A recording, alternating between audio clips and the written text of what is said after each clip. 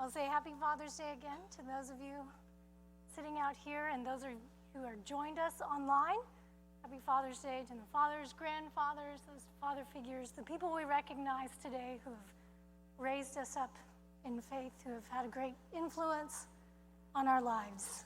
And this series appropriately starts today, where we look at our families and the role that our families play in passing on faith to the next generation. This was put together by David Goddard, our family pastor, our discipleship pastor, who is always thinking about this question. How do we raise up disciples who will then raise up disciples who will raise up disciples? How do we pass on our faith to the people that come along behind us? This might be our children. You're raising up people in your household. It might be the people around you that are younger than you in faith, the people that you're ministering to, the people that you are in contact with on a daily basis. We are all responsible for passing on our faith to the next generation. Now, normally, at 9:30, you'll see me out there at the welcome desk, and then I come in here, sit somewhere over there with my family. But today I'm up here because of my 9-to-5 job, that I am a professor of Christian studies, particularly of Old Testament at UMHB.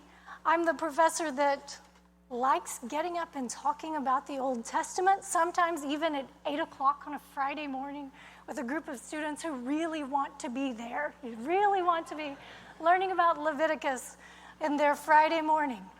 But this passage that David selected for us comes from Deuteronomy 6, and has a lot to say about how we pass on our faith to the next generation. I think there are 3 things that we can look at as we go through this passage that we're learning from one of our great teachers of faith when we're looking at this scripture. This is Moses talking to the people of Israel in the wilderness.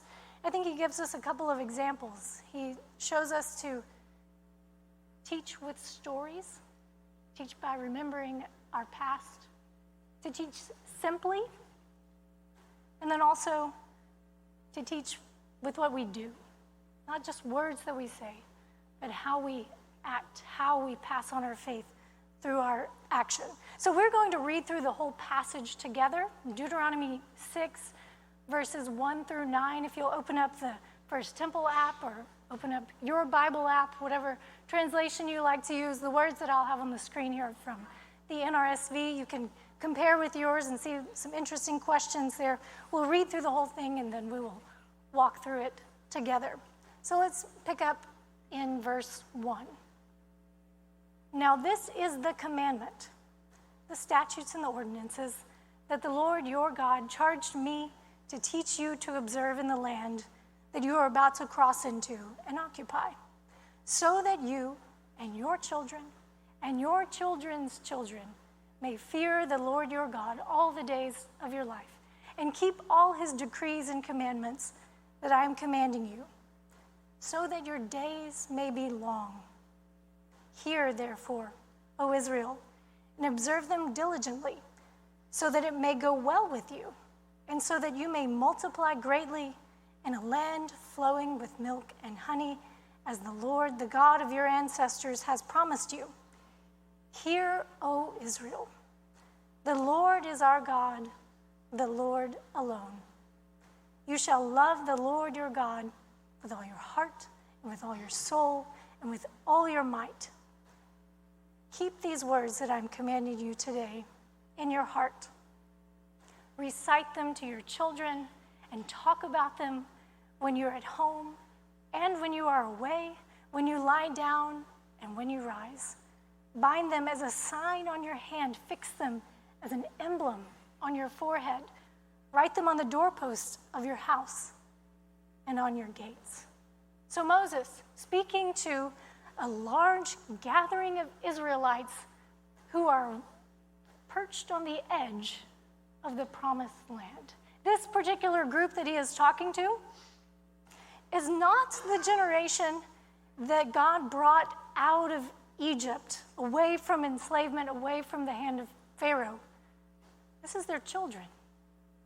People that were born in the wilderness, not in enslavement in Egypt, but not in a homeland either, in this kind of in-between time. Now, this in-between time has been really interesting. There has been a lot of faith displayed by the people as they trust God to lead them through the wilderness. God has shown up in miraculous ways, providing food, caring for the people, fighting battles for them. Moses reminds the people of that in the first couple of chapters in this book. He's told them what God has done for their parents and then their grandparents before that, and leading them to this place. He's reminded them of their story, that God has worked among them and through them and spoken to them, even as they have grown up in a wilderness, grown up in between here and there. The time in the wilderness for the people of Israel was a time of great questioning and searching, but also a time of great learning, as they saw from God and heard from God on a regular basis. They are taught to love God even in the wilderness. So Moses starts out in giving the people that he is speaking to some context about who God is based on what he has done in the past, reminding them of their story before they take a step forward. I think this is the first thing we can take away from how we teach the next generation. It's pretty straightforward. Tell your children how you came to faith. Tell your children, tell the people around you, the people sitting beside you in this church, what God has done for you, the ways God has showed up, changed you, shown you things about yourself that you didn't know, that God is teaching you in the wilderness and leading you in your life. As a group of people standing there in the wilderness, Moses kind of recounts the last 40 years for them. First Temple, we are celebrating this year 150 years of being a church. 150 years in Temple as the people of God. We have a lot of stories to tell. Not just the past 20, 40 years, but 150 years of faithfulness. And we're going to share with you some of those stories over the next few months. I don't know if you saw in the welcome announcement, our longest standing member of the congregation, John L. Ellison, joined the church in 1937 and is with us today. She has stories to tell of faithfulness, of what God has done here and what God has done for her. So let's teach our children, teach the people around us stories of faith we can draw from our own experience, and of course we can draw from here.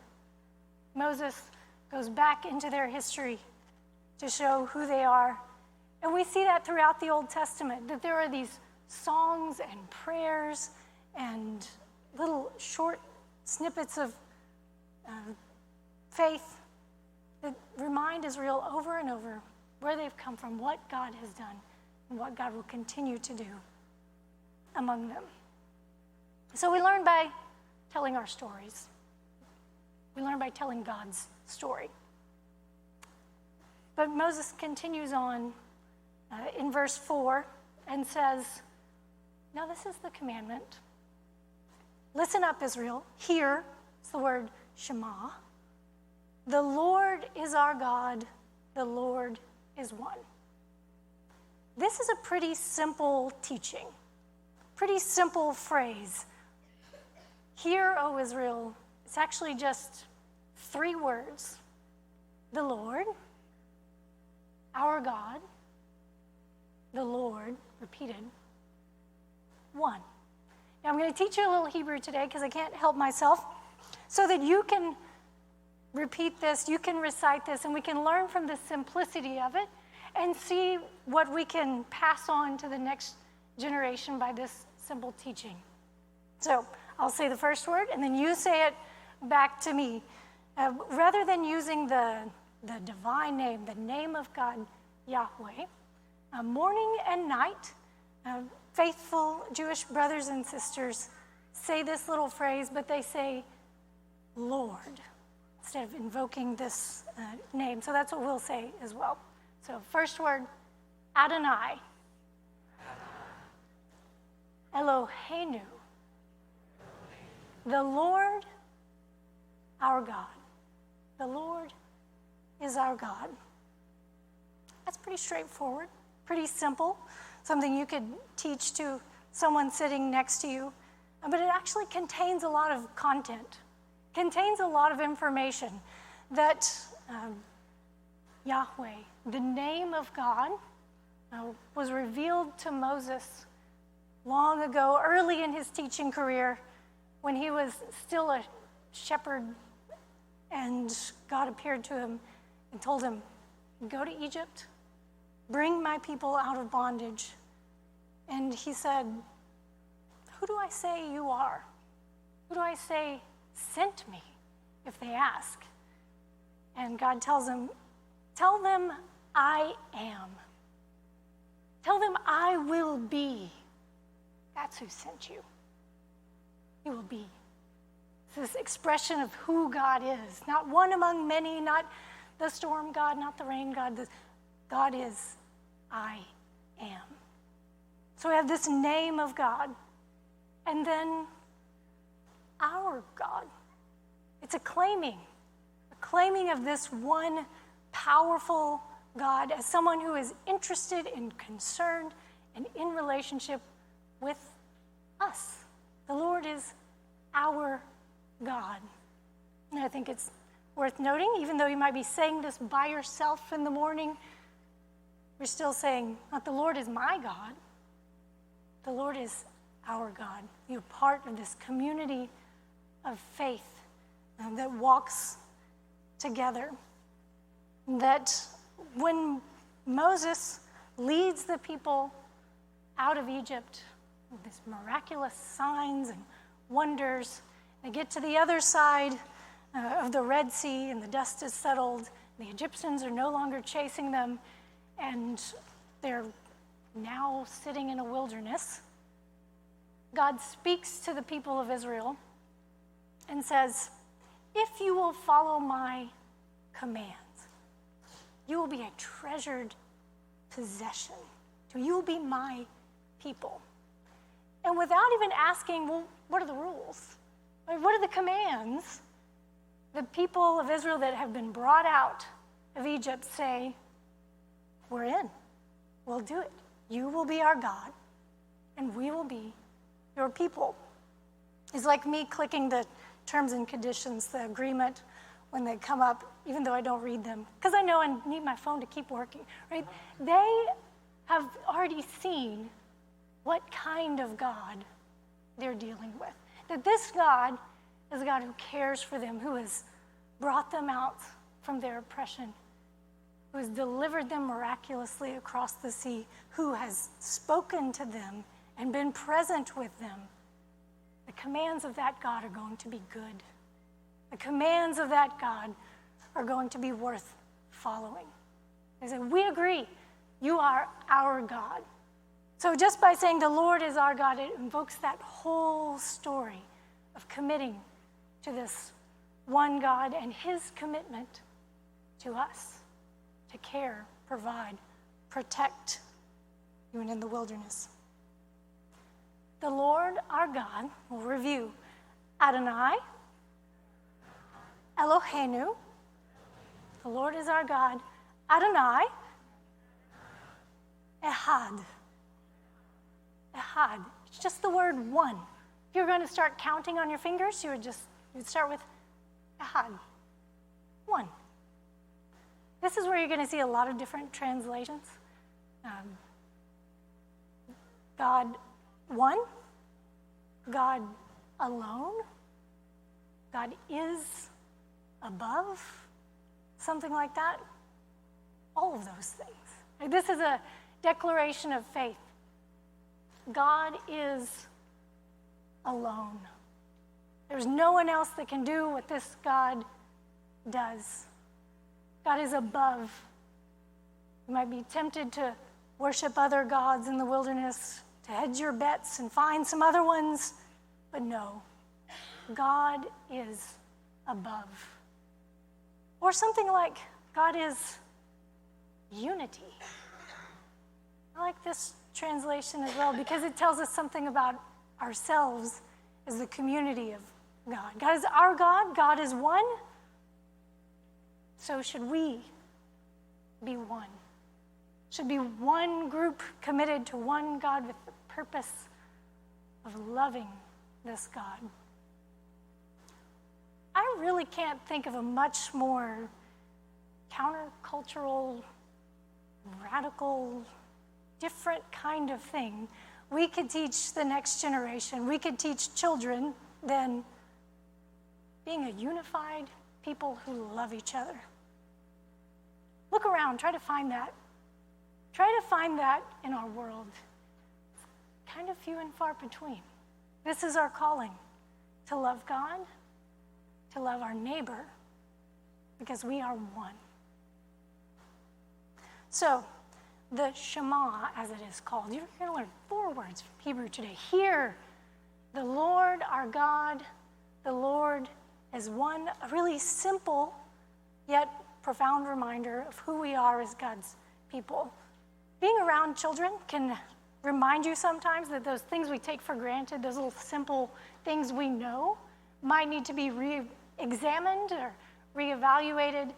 Last fall, we were taking a walk as a family, and the leaves are starting to change as much as the leaves change in Central Texas, just from green to kind of orange and then straight to brown.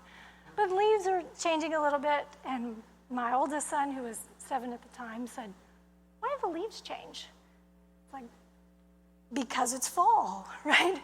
Well, that's not a good enough answer. Why do the leaves change? And I dug back in my, 7th grade biology, somewhere back there. Something about chlorophyll.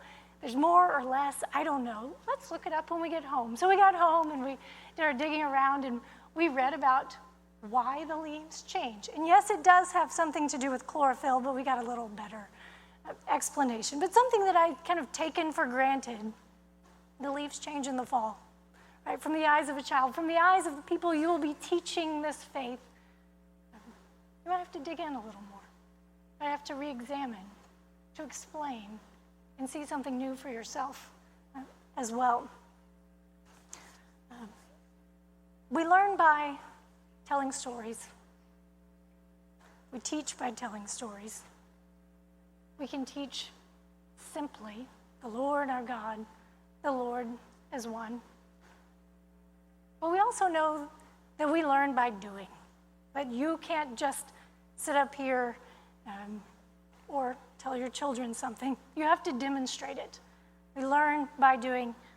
We'll go to verse 5. The Shema continues, you will love the Lord your God with all your heart and all your soul and with all your strength. This is who God is. Now love God. What does that look like? How does it change Monday for me? I say, the Lord our God, the Lord is one. And love this God. Doesn't mean I'm just trying to conjure up a warm, fuzzy feeling for God all the time. Love the Lord your God with everything. Probably not. Probably comes with action. And we have to go backwards and forwards a little bit in the book of Deuteronomy to get a more clear picture of what loving God looks like. This little section of the text is right between, if we go backwards in the book, we encounter the 10 Commandments. If we go forwards in the book, we encounter a lot of laws about how the community of Israel is supposed to relate to one another. And these 10 Commandments are kind of this summary of all these laws that come after. They're the laws that are first given to the people of Israel when they come out of Egypt. When they agree to be God's people, God gives them this summary of the commandments that really falls easily in 2 parts. The first half has to do with how to love God, how to worship God. Don't pretend there are other gods. Don't make idols. Take some rest, because God rests. Good commandments for us. And then the second half of these 10 commandments say things about how to love your neighbor. Don't kill them. That's a good start. Don't take their stuff. Don't covet the stuff that they have. Love God, love your neighbor. And the hinge that kind of holds them together is this commandment in the middle. Honor your father and your mother. Love God, love your neighbor, and the family is nestled right there in the middle of it. That a lot of this practice for loving God and neighbor perhaps starts in that smallest family unit, starts with how we love each other in our homes. In the Shema, we have love the Lord your God with all your heart and soul and all your strength. And we have the command to teach it to your children.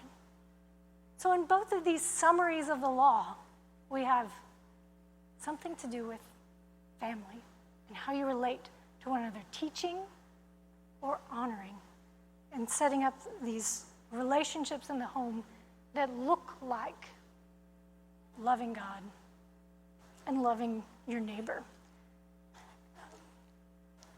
I think we're on the right track when we talk about, what does God require of us, or what does it mean to fear God, to obey commands, if we're looking at love God, love neighbor. Because when Jesus is asked, a couple centuries later in the New Testament, what are we supposed to do? What's the greatest commandment? He says this, well, love the Lord your God with all your heart, soul, mind, and strength, and love your neighbor as yourself. Sounds like two answers, but it's really one. There's a connection between these two things. It's not that one can be substituted for the other, or you can do one and not the other, but they're so intertwined. How we love our neighbor is so connected to how we love God that we can't ever entirely separate them out. In 1 John 3, David read a bit of that as well. I'll pick up in verse 16. Our New Testament author continues the thread that Jesus pulls up and says, this is how we know what love is. We're asking, love God, love neighbor. Well, what does it even mean? Jesus Christ laid down his life for us. Totality of love, his whole being. We ought to lay down our lives for our brothers and sisters. If anyone has material possessions and sees someone in need but has no pity on them, how can the love of God be in that person? Dear children, let us not love with words or speech, but with actions and words. Here's what Jesus did. He died for us. Here's what you should do. You see a neighbor in need, and you help them. These are held together in Jesus' words and in the writings of 1 John. Because we all know that the best way to learn something, to learn to love God, to learn to love your neighbor, is to teach it. If you're really going to learn something, you have to understand it so that you can teach it to the next generation. We can take on this call to love our neighbor, helping our neighbor, seeing needs. I think I could start to try to make a list of things that count as loving your neighbor. You kind of know what it looks like, right? You kind of know what it looks like to help out someone in need, to be to say a kind word to someone, to represent Jesus in your community. Might not be easy to do, but we know what it is and we practice living that out. I've been teaching for 10 years. I still have this recurring nightmare about once a year. Someone can pick it apart for me. I have this recurring nightmare, wake up in sweats about once a year, because I've been dreaming that it's the first day of class, and first, I didn't know about that class, and secondly, I have no idea what the subject is. Right, the last iteration of this was I woke up in sweats because I was supposed to be in class teaching a pre-World War II European history class. And I have very little idea what that would look like. Also, I'm never wearing shoes. I don't know what, I'm always unprepared in every possible way. I think when we're asking the question, how do we teach our children? How do we teach them? We don't have to have that kind of nightmare. We don't have to have that recurring dream. It's pretty simple for us. Teach them to love God and love their neighbor, and show them how to love God by loving the neighbor. Might not be easy to do all the time, but it's there for us. I think we have a pretty good idea of it. I'm going to return to verses 2 and 3. I skipped over them a little bit. I want to conclude here that our good teacher, Moses, he provided some good examples of what we should be teaching, how to teach. But he also, in the beginning, gives the motivation. Why bother teaching? Why bother learning these commands and passing them on to the next generation? He says, so that you and your children and your children's children may fear the Lord, this good God who gives good commands all the days of your life. Keep his decrees so that your days may be long. He goes on to talk about good land and multiplying fruitfulness of the people. I want to have one little caveat here. I don't think this is a guarantee that everything's going to go perfectly in your life. Your children are going to be little angels that are raised up and always make the exact right decision. But I think this is the best advice for the path forward in front of you. That as we are raising up the next generation, striving toward faithfully following God, and that loving God, loving our neighbor, points us to the best possible outcomes. This is good news. Commands are not bad news, lists of checklists, things to do, but good news for abundant life. So I have a couple of things for you to take with you this week. One, if you're going, pass on faith, I don't have a faith, I don't know what you're talking about. You want to make that your own? Find some people to talk to. We have out here at the connection point, someone sitting next to you, ask them about their story of faith and start your own. Right? Ask God to reveal himself to you. Secondly, if you've already begun this journey of faith, which I would guess most of us in this room have, I'll have a challenge for you, very practical. Can you do this morning and night? Wake up and say, the Lord our God, the Lord is one. Just give it a test drive. See how it frames your morning, see how it frames your evening. Bonus points if you remember, and do it in Hebrew and tell me next week, all right? Adonai, Eloheinu, Adonai, Echad. And finally, we're just going to say a phrase, and I think everything's going to be resolved for us.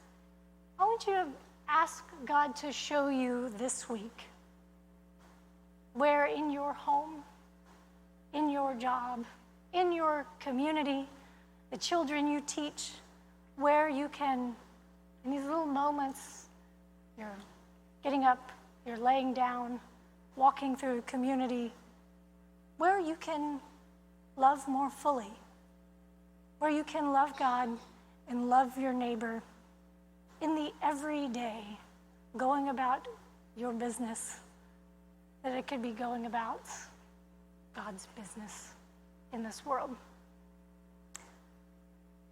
Will you say a prayer with me?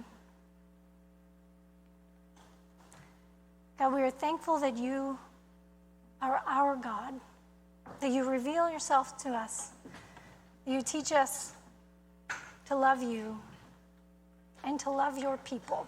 Help us to do that well. Show us in the week ahead, where we can love you more fully, where we can love our neighbor, and where we can be your light in our community. In your name we pray.